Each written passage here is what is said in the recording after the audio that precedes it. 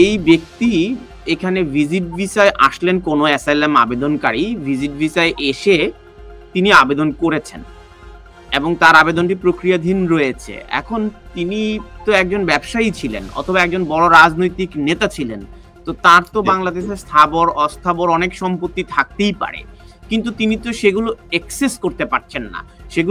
সেগুলো কেউ হয়তো দখল করেছে, কেউ হয়তো ভাঙচুর করে ফেলেছে, তার ব্যাংক অ্যাকাউন্ট হয়তো ফ্রিজ হয়ে গেছে, অথবা তিনি হয়তো সেই ব্যাংকে এখন আর লেনদেনই করতে পারছেন না।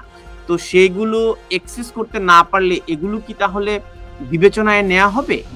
উনি যখন এই অ্যাপ্লিকেশনটা করেছে, তাদের কাছে তো সবকিছু রয়েছে, যে আপনি ব্যাংক স্টেটমেন্ট দিয়েছেন, আপনার 2 কোটি টাকা আছে ব্যাংকে, আপনার ফ্ল্যাট রয়েছে, আপনার অন্যান্য সোর্সেস অফ মানি রয়েছে, সেই টাকাগুলি গেল কোথায়? থাকতে পারে আপনার property, you must have proper explanation why you can't access them. So এই জিনিসগুলো এক্সপ্লেন করতে পারলে কিন্তু হোম অফিস বুঝতে পারছে যে সমস্যা, আপনি সমস্যা না হলে তো আসলে এদেশে এসে ক্লেম করতেন না। Stonebridge legal solutions limited, your trusted immigration partner. ব্যাসার সঞ্জয়, আপনি মাঝখানে একটা কথা বলেছিলেন যে নানা ধরনের স্থাবর অস্থাবর সম্পত্তি থাকলে তাকে এই ফর্মটাতে উল্লেখ করতে হবে, যে ফর্মটার কথা আপনি বলেছেন। হ্যাঁ, এই ফর্মটা হচ্ছে ASF1।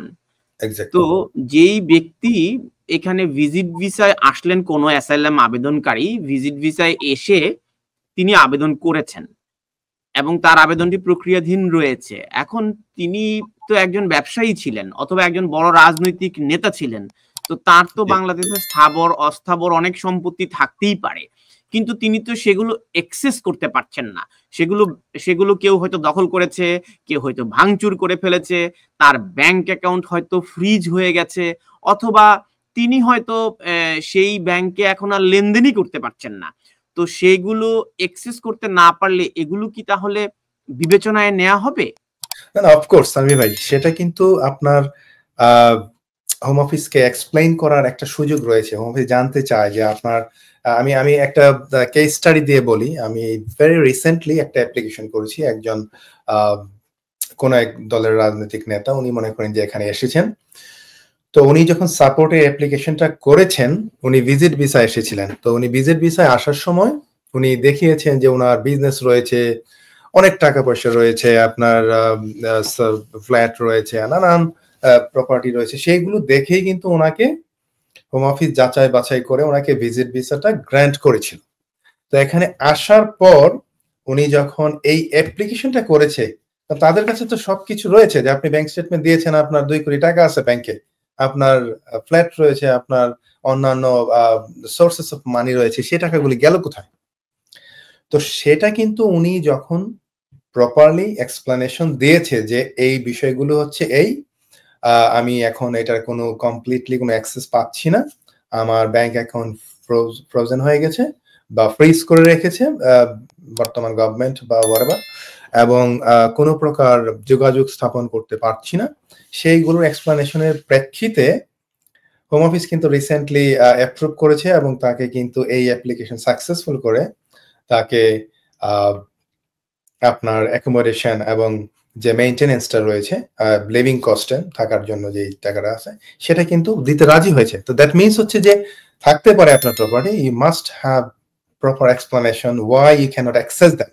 সো এই জিনিসগুলো এক্সপ্লেন করতে পারলে কিন্তু হোম অফিস বুঝতে পারছে যে সমস্যা, আপনি সমস্যা না হলে তো আসলে এদেশে এসে ক্লেম করতেন না। আপনার নিশ্চয়ই রয়েছে সবকিছু, বাট স্টিল আপনার প্রবলেম রয়েছে, আপনার ব্যাংক অ্যাকাউন্ট ফ্রিজ হয়ে গেছে, এইসব কারণে তো আপনি ক্লেম করছেন।